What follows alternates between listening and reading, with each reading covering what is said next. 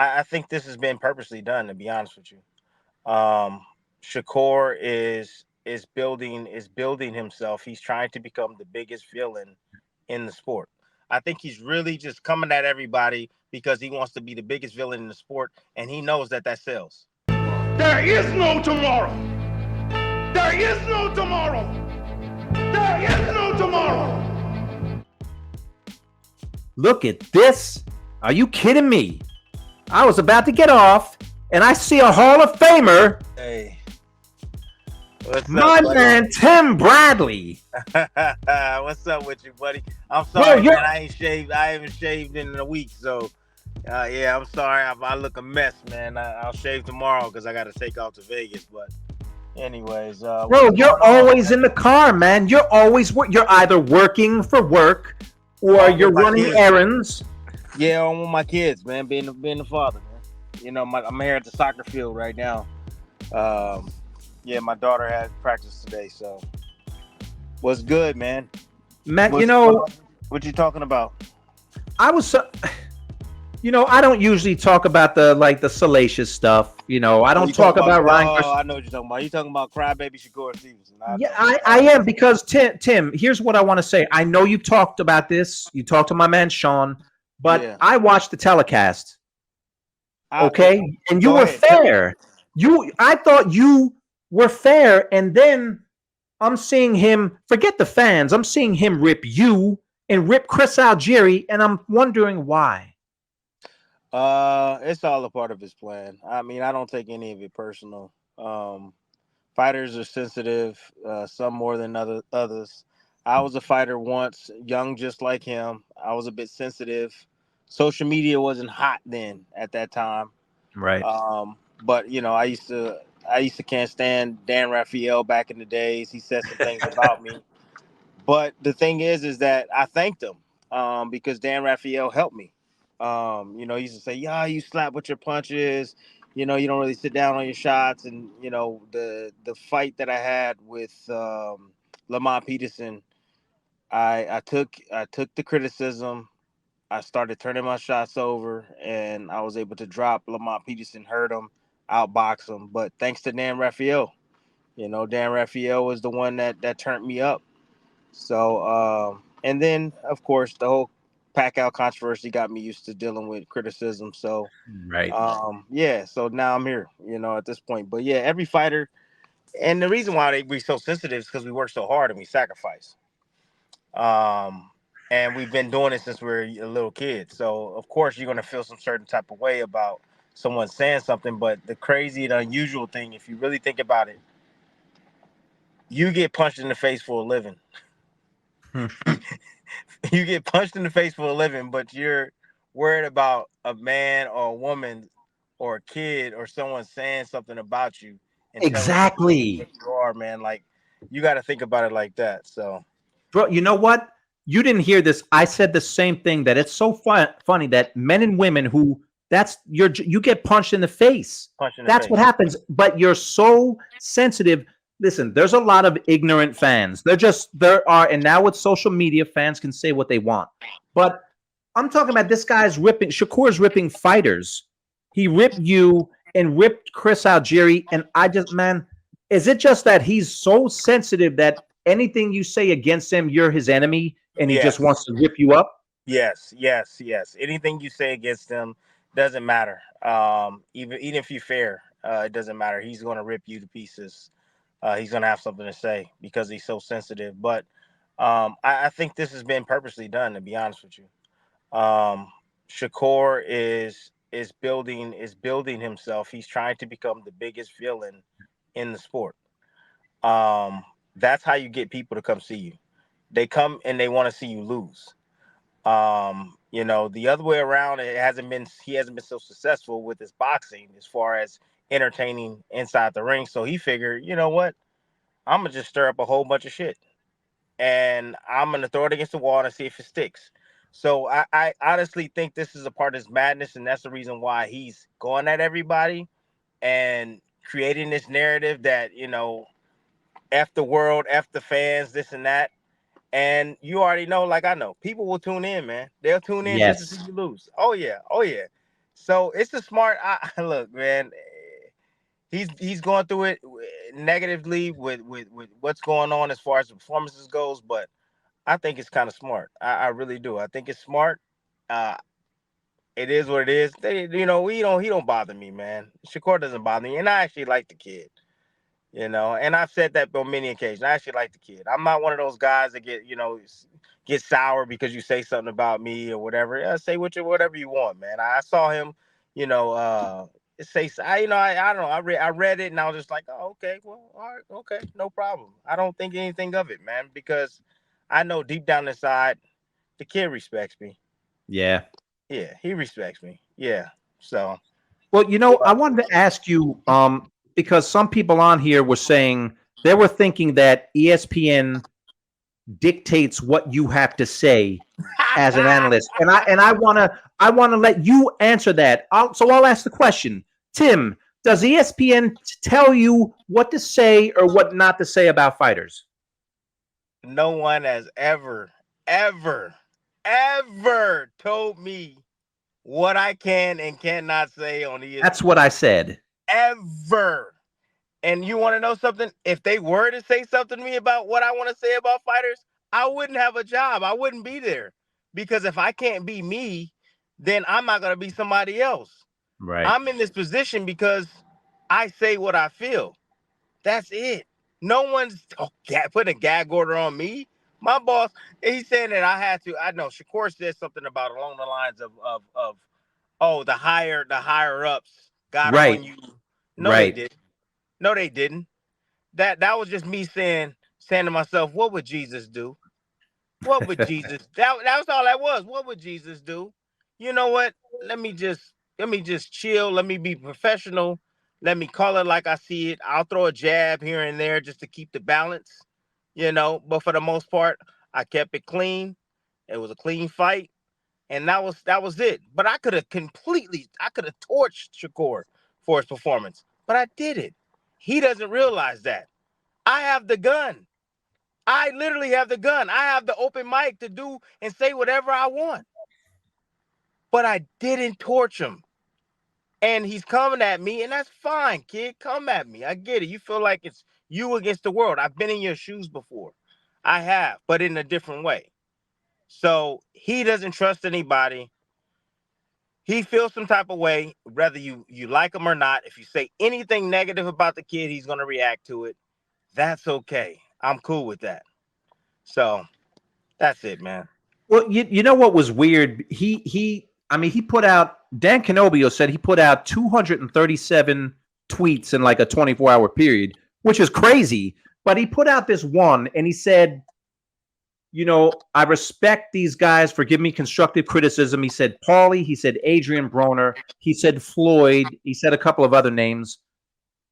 I still can't understand why he didn't target those guys and targeted you and Chris Algieri. And the best of my knowledge, Chris has been a Shakur fan and has been supportive of him as well. I don't know. I don't know Yeah. what video. The kid is heavy on social media, not on social media, but heavy on YouTube. He watches videos and everything that we put up. So he's constantly watching, seeing who's talking about him, seeing who he trusts, seeing who he respects and not. But it's funny because the guys that's around him won't tell him the truth.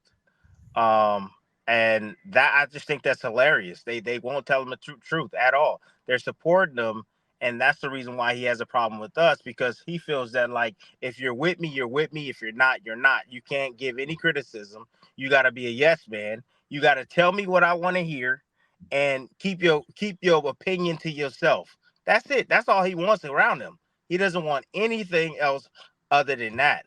And it's crazy because his mentors is my guy, Andre Ward, who's my Yeah, guy, exactly.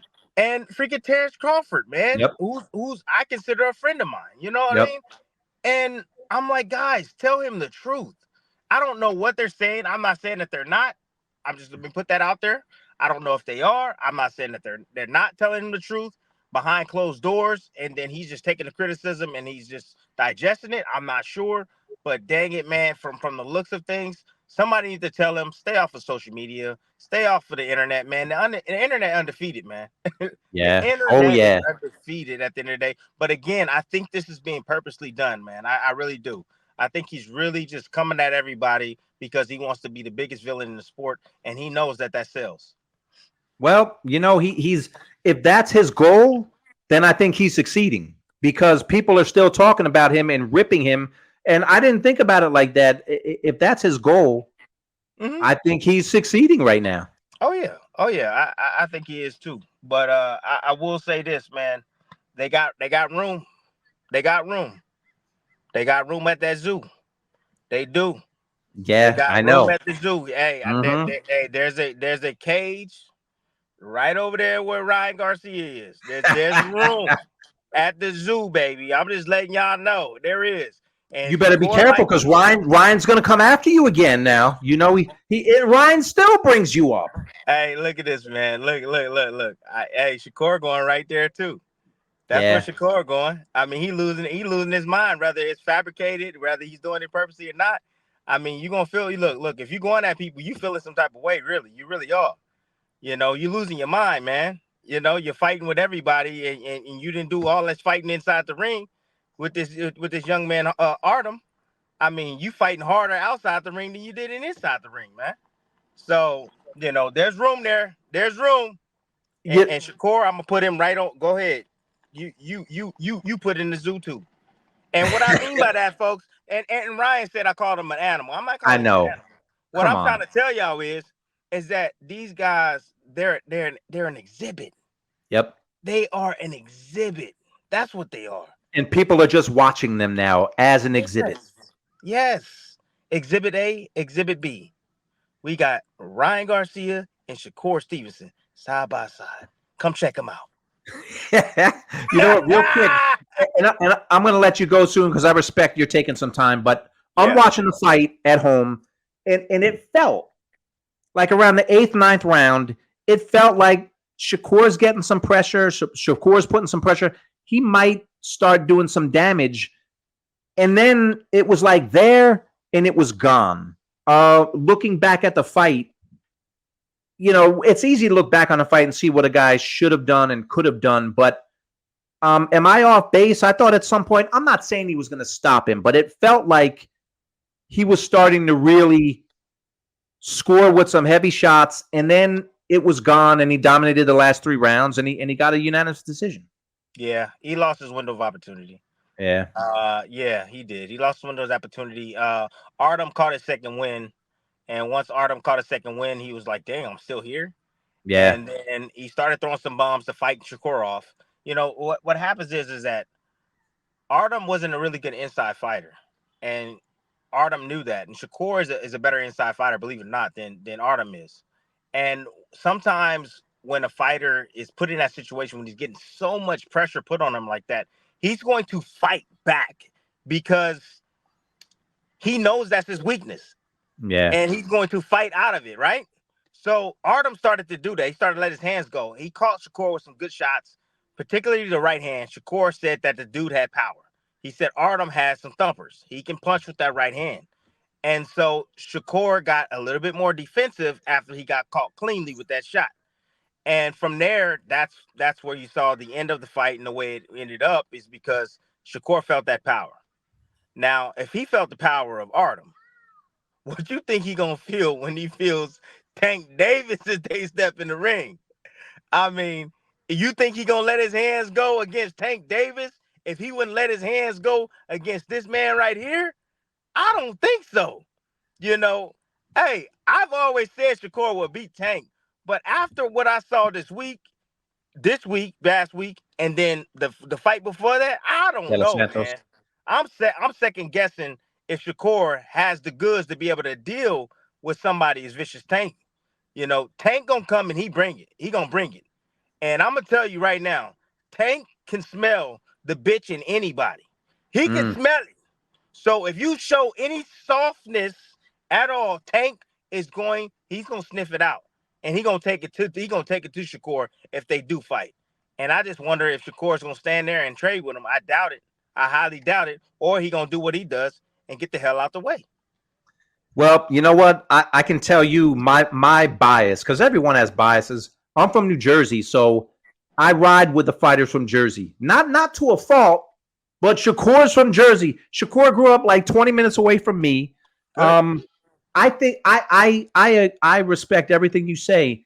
Here's what I say to that: sign the fight, someone make the fight, because that's where the truth is going to be told. Yep.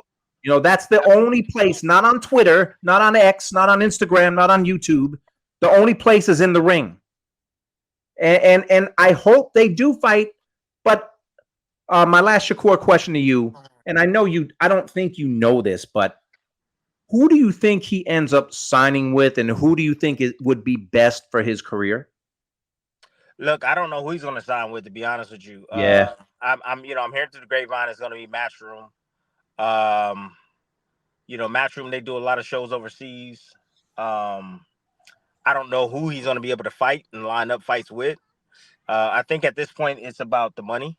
That's just what it's about. That's you get to a certain level, that's what it ends up being about anyway. It's about more about the money.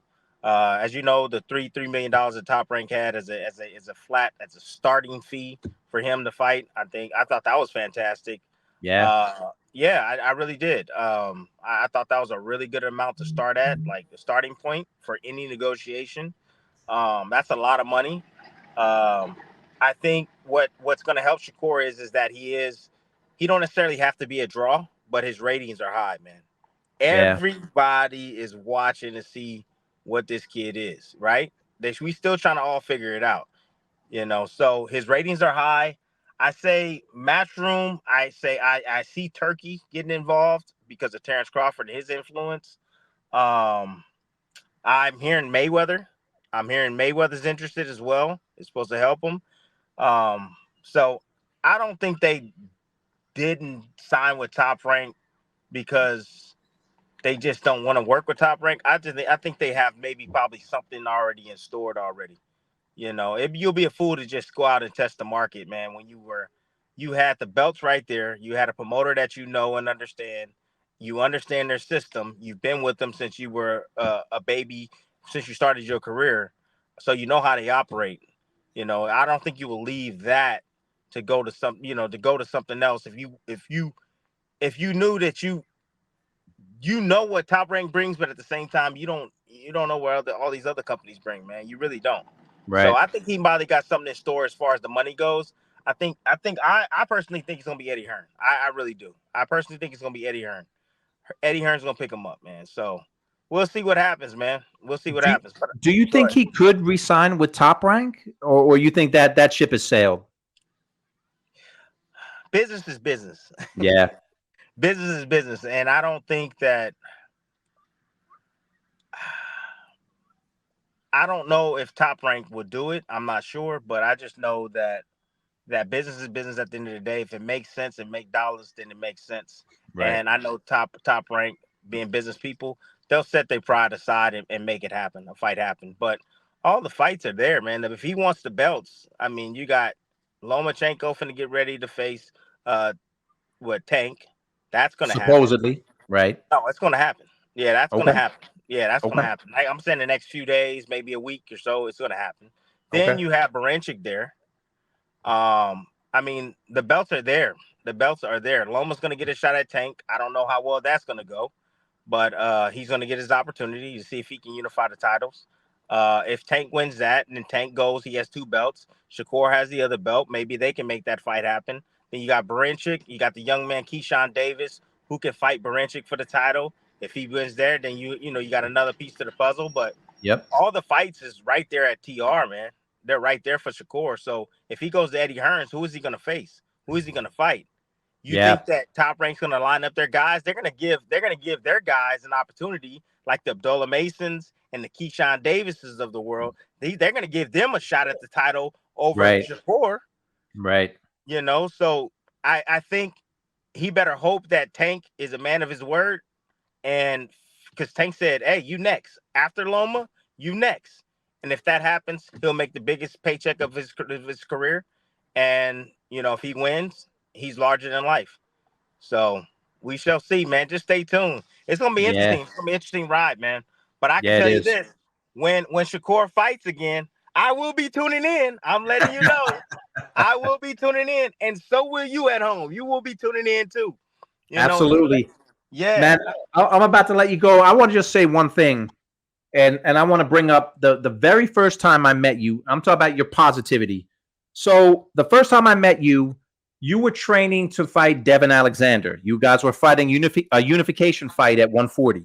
okay, So I get out there. You were in Palm Springs at the time, and I met you at. You were running on a track. I spoke to your wife because your wife would set everything up. She okay, said, "Well, he's at this track. Why don't you go down and see him, introduce yourself?" So I went down there, and I jumped on the track with you and ran. I don't know, ran like 3 or 4 laps with you. You didn't even know me. You had met me for like 10 minutes, and you're talking about at the time I was only married for a few years, had just gotten a house, and you were like giving me motivational speeches about, man, if you want to get another house, you know what? You work hard, get that house. You do that, you didn't even know me, and I'm running laps with you, and you're telling me, listen, man, you work hard and you can get these things, you can do this. And yeah, I just met you. So a lot of people don't know you. I know you're a positive dude, and yeah, you keep getting ripped, which whatever, man. People, there are legit haters out there, but I appreciate the positivity you bring. Again, you didn't know me, but you did say, and now Tim, I remember you did say, "Hey, you're in pretty good shape because you're running with me." I was like, "Oh, I appreciate you, Tim." But you were positive, and a lot of people don't know that, and everybody can have an opinion. But when I see you get ripped and the ignorant things that fans say, I'm not your defender, but I just laugh at it because I'm like, man, these people don't know. So that's all. That's yeah. all. That's all I wanted to say about that. Look, man, I'm gonna tell you this: if they not talking about you, then you're irrelevant. That's true. I promise you. If they not talking about you, you're irrelevant. You know, they don't talk about nobody else, no other commentary work or nobody other commentators in the game, but they talk about your boy right here. You know Your what? boy right here, You man. know what? You're so right because Paulie used to be the guy that people like. He was just always making headlines for things he would say. They don't even talk about Paulie now, and Paulie's excellent. They talk Apologize. about Tim They Bradley. talk about me. They talk about me, man, at the end of the day. And it's fine and I'm good with that because that's what keeps me relevant, man. It keeps me relevant, it keeps me going, it keeps me wanting to prove everybody wrong. And it gives me a ton of motivation, man. Every single day I wake up and the first thing I see on either Twitter or Instagram or something is something negative of a fan that's woken up his day thinking about me. I've been running through their mind, all night, and they wake up and the first thing they do is tweet me or DM me some hate mail. I love it. I absolutely love it. So, You hey, everybody out there, keep hating. I love you guys. You guys are my biggest fans, my biggest supporters. You watch everything I say, everything I do. Just keep doing that because I'm gonna continue to climb You, because you of know what you. I'll say? You know what I'll say? And I hear you about all that, but I can say from a personal point of view that you are one of the most prepared people I have ever seen for any job that you Yep, have. The amount of preparation you do, and again, yep. I'm not trying to be your hype man. I mean, if you want to hire me as your hype man, I'll be your hype man. But I'm just saying the amount of preparation you do for everything for ESPN, for Pro Box with the writing and everything else. You know, So, it's there. man, don't feel bad. I know you feel bad when you see all this stuff because people don't really know me on a personal level. I mean, I don't have a racist bone in my body, man. I got a Latin wife. I got white friends, cops, you name it, Mexican, black. I mean, I don't really see color, man. I really don't see color at all. And so when I see those type of comments about me, man, it's so interesting. I just go, man, these people don't really know me. I'm the type of dude that literally would get my shirt off my back, bro, to help someone. I help people on a day-to-day basis. I don't talk about it. I don't show it. I don't show it Right. on Instagram or any of that stuff on a day-to-day basis, man. And I don't want a cent from them. So I've done it with fighters. I've done with people in the industry. I've done with people I don't even know. People that I just see walking on the street. So I know I'm content and happy with myself, and I know what I bring, and I know what I'm about. Uh, if you don't know that, it is what it is. But I know who I am, and that's why I can walk around every single day and be happy and be content with what I've done in the sport and what I continue to do in the commentary world. So, but anyways, if you do love me, I appreciate you. Thank you for the support. If you don't, keep hating. I love you. You gonna keep growing my bank account, baby. Keep growing my bank account, baby. But anyways, man, I'm gonna see you, man. I'll check you out, B. That's All Hall of right. Famer Tim Bradley. I'm I at you, boy. appreciate you. All I appreciate you, man. We'll talk soon. right, big dog. Peace. All right, brother. All right. Subscribe to my YouTube page and you can win a once-in-a-lifetime, no expenses paid trip to check out the boxing memorabilia in my garage and in my home office. You can come hit the heavy bag and go through the hundreds of boxing magazines I have, and even take a picture with a life-size Oscar De La Hoya cardboard cutout that I took when I was at HBO. Subscribe now for your chance to win all of this.